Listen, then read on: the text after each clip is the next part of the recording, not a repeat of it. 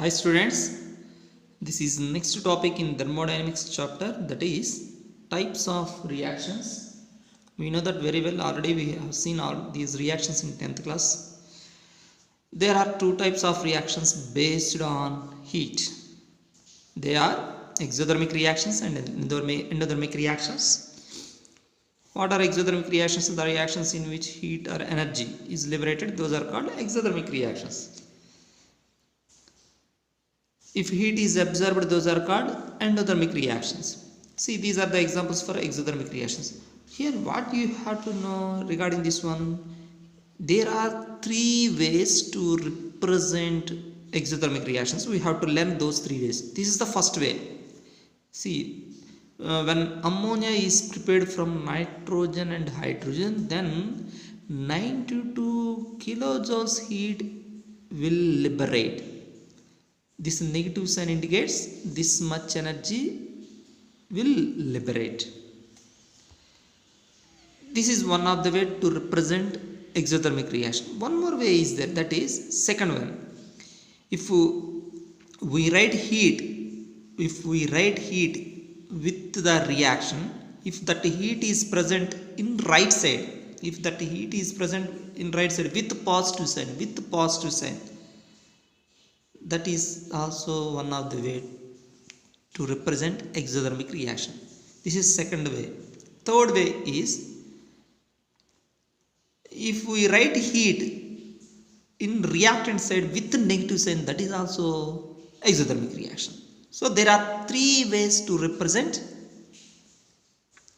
to show exothermic reactions. Next, one more point. In exothermic reactions, energy of reactants is more than energy of products. That is why energy releases. Compared to this energy is very less. While converting these substances into these substances, the extra energy will liberate. So what is the point? The energy of reactants is more than energy of products. Next one. In exothermic reactions, if energy is more, automatically stability will be less. In the reactants having more energy, in case of exothermic reactions, automatically they have less stability. Products having less energy, automatically they have more stability. So that is the point given here. In exothermic reactions, stability of products is more than stability of reactants. Why? Energy of reactants is more than energy of products.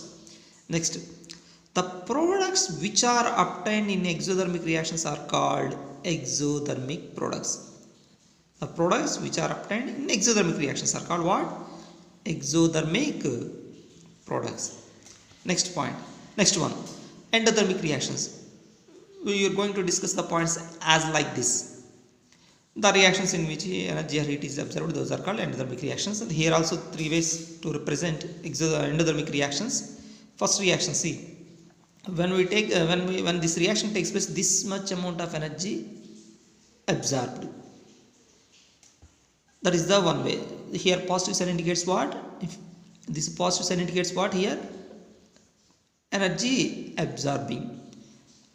If we write that energy in the reactant side with positive sign, that is also one of the way to represent endothermic reaction. If we write energy in product side with negative sign, that is also one of the way to represent endothermic reactions. Next, why energy is absorbed? Because compared to products energy, reactants energy is less. In this case, see, in endothermic reaction, energy of products is more than energy of reactants. Automatically stability of products is less than stability of reactants. See, in endothermic reaction, stability of reactants is more than stability of products. Next point. The products which are obtained in endothermic reactions are called what? Endothermic products. In this case, exothermic products. In this case, endothermic products. Next, exothermic products are more stable than endothermic products. Exothermic products are more stable than, because exothermic products having less energy, automatically they are having more stable compared to endothermic products. Here one example is given regarding this one. See this example. You may get this type of questions in competitive level as well as in CBSE level. See here 4 equations are given. For 4 equations delta H is also given. Which is more stable? Which is more stable? Options C plus D. That means product. R plus S product. W plus A product. B plus D. This is also product. All products are given. Which product is more stable? In which reaction more amount of energy will liberate, that product will be more stable. See, second option, because here minus 200 kilojoules, that means this much amount of energy will liberate in this reaction. This is more energy compared to all the reaction. That means these reactants having less, very less energy compared to remaining reactions, so they are having more stable. So that is the way to solve such type of questions. Next one, standard state. Standard state means this is another topic. The most common physical state of an element, most common physical state of an element or molecule exists under standard conditions. Standard condition is 1 atmosphere and 298 Kelvin, not STP. Standard conditions, this is different. That state is called standard state. If any element or atom or molecule exists at these conditions, that existence state, that state is considered as what? Standard state. Suppose take carbon. Actually in nature carbon occurs in so many physical states like diamond state, graphite state, fluorines, coal. There are so many physical states of carbon, but under these conditions, mostly carbon exists in the form of graphite. Under these conditions, mostly carbon exists in the form of graphite. That is why graphite is the standard state of carbon. I hope you understand now. In case of sulfur, rhombic form is the standard form of sulfur. In case of nitrogen and oxygen fluoride, under these conditions they exist as gases. That is about standard state. Next one, heat of formation. The amount of heat evolved or absorbed when, this is very very important point, when 1 mole of compound is formed from its constituent elements is called heat of formation. The amount of heat evolved or absorbed when 1 mole of compound is formed from its constituent elements is called what? Heat of formation. If you see the examples, then only you will get idea, otherwise you won't get any idea. If you see the first example, here CO2, 1 mole CO2 is present. That CO2 is formed from carbon and oxygen. These are in elemental state, and these elements are present in this compound. So this is what heat of formation of CO2. If you see this one, second example, HI, this is hydrogen iodide. Here also 1 mole is there. That HI is also formed from hydrogen and iodine. These are elemental state. These are already present in HI. So this is also what? Heat of formation of HI. Then what about this one? C2H4. This is ethylene. How many moles are present? 1 mole. This is formed from carbon and hydrogen. These are also elements. These are present already in C2H4. In C6H is, in this case, so this is heat of formation of ethylene. Now this is heat of formation of benzene. In this case, this is formed from carbon and hydrogen. These are present already in benzene. So what is the point here? 1 mole product should be there, that should be formed from elements which are present in that compound. I repeat that point, listen carefully. 1 mole product should be there, and that should be formed from the elements which are present in that product. Then only that is considered as heat of formation of that particular product. I will show one more example here, then you will get clear idea. See, C plus O2 gives rise to CO2. This is heat of formation of CO2. If you see this example, 2C plus 2O2 gives rise to 2CO2. If you see this one here, 2 moles of CO2 is there. That is also formed from elements which are present in product. But this is not heat of formation of CO2, because only 1 mole should be there, but here 2 moles should be there, 2 moles are there. So this is not heat of formation of. Now I hope you understand about this one. You may get these type of questions in exams. For a given reaction, N2 plus 3H2 gives us to NH3, delta H is equal to minus 22 kilocalories. That means during this reaction, this energy is released. What is the heat of formation of energy? Heat of formation of energy means it should be calculated per 1 mole. For 2 moles, minus 22. For 1 mole, minus 11 kilocalories. That's it. That is the answer for a given question. Next one.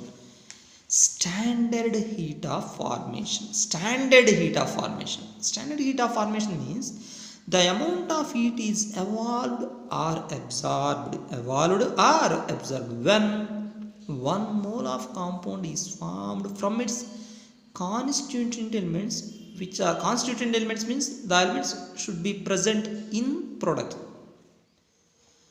which are present in standard state. Those elements also should be present in standard state. That is called standard heat of formation. Till now we saw the topic regarding heat of formation. Here standard heat of formation, only one condition is changed here from that. That is what here all elements also, elements means which will form product, those elements should be in standard state. See graphite, that is what standard state of carbon. Oxygen gas, that is what standard state of oxygen. When these compounds reacts with each other, then we get CO2. That must be 1 mole. See sulfur rhombic state, that is the standard form. When that sulfur reacts with oxygen in gaseous state, then we get SO2. That is what standard heat of formation of SO2. This is what standard heat of formation of CO2. Suppose when carbon in diamond state reacts with oxygen in gaseous state, then also we get CO2 gas. But this is not standard heat of formation, because here carbon is present in diamond state. That is not what standard state of carbon. So what is the point? The elements should be in a standard state. Next one, heat of combustion. This is also one of the important definition. Heat of combustion. The amount of heat is evolved when 1 mole of substance is completely burnt. Burnt means what? If any substance reacts with oxygen, that is called burnt. With excess of oxygen is called heat of combustion. See, what is the point here?